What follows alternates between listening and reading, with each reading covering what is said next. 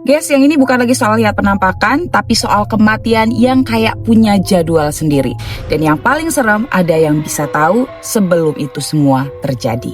Hai guys, welcome back to Kerok with me Refty. Ini adalah part 3 dari Kampung Setan Warna-Warni. Kisah Davina, guys, Kerok yang langsung DM ke aku dan aku baca 3 hari yang lalu gitu ya.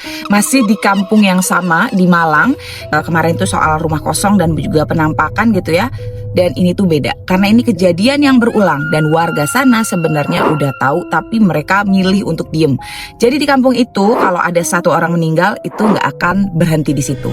Seminggu kemudian akan ada lagi yang meninggal. Seminggu setelahnya lagi ada lagi 3 orang baru berhenti dan itu terjadi terus. Bukan sekali, bukan 2 kali, tapi ini adalah kejadian berulang dan yang paling bikin merinding adalah papanya Davina ini bisa ngerasain sebelum itu terjadi. Bukan lihat ya guys ya, tapi nyium. Bau bunga kayak bau kembang yang biasa ada di rumah orang meninggal. Dan setiap bau itu muncul, papanya Davina bakal langsung tahu gitu. Ada yang bakal meninggal. Awalnya nih orang kampung gak ada yang percaya. Tapi lama-lama kejadian terus dan selalu benar. Papanya Nu pernah bilang ke Pak Dion gitu ya, sama Ustadz Ahwan, besok ada yang meninggal, laki-laki. Dan besoknya bener dong, yang meninggal laki-laki namanya Mas Ambon. Gak lama setelah itu sekitar 5 hari papanya Davina ngerasain lagi ya bau yang sama.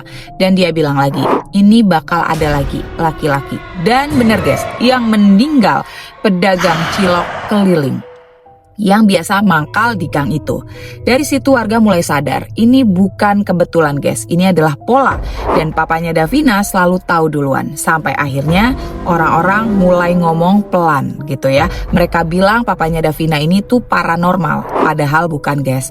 Papanya Kak Davina ini cuma orang biasa. Dulunya adalah seorang chef, tapi dia ini cuma punya kepekaan yang beda dari orang-orang biasanya. Dan menurut papanya itu semua bukan tanpa alasan, karena kampung itu terlalu banyak isinya guys. Terlalu banyak yang gak kelihatan tapi ada. Bahkan katanya kalau udah lewat jam 9 malam gak ada warga yang berani buat keluar rumah. Semuanya bakal pilih diam di rumah aja gitu ya, karena suasananya bakal berubah, lebih sunyi, lebih berat dan sering ada yang lewat. Makanya kalau satu diambil, yang lainnya bakal ikut nyusul. Warga di sana lebih memilih diam, nggak pernah cerita keluar karena mereka tahu kalau sampai rame nih bisa jadi makin banyak yang terpanggil. Guys, jujur ya, kalau kamu yang tinggal di tempat kayak gitu dan tiap jam 9 malam semua orang harus ngunci diri, kamu bakalan tetap tinggal di sana atau pergi guys? Tulis di komentar ya.